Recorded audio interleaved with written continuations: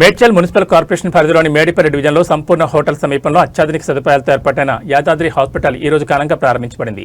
ఈ కార్యక్రమానికి Boduppal municipal corporation మాజీ కార్పొరేటర్ సింగిరెడ్డి పద్మారెడ్డి హాజరై హాస్పిటల్ యజమాని భవ్య తేజారెడ్డిని అభినందించారు. ఈ సందర్భంగా ఆయన మాట్లాడుతూ ప్రజలకు సమీపంలోనే నాణ్యమైన మరియు అందుబాటులో ఉండే వైద్య సేవలు అందించడం ఎంతో అభినందనీయమని తెలిపారు. అలాగే హాస్పిటల్ బృందం నిరంతరం సేవాభావంతో పనిచేసి ప్రజల విశ్వాసాన్ని గెలుచుకుని గొప్ప విజయాలు సాధించాలని ఆకాంక్షించారు.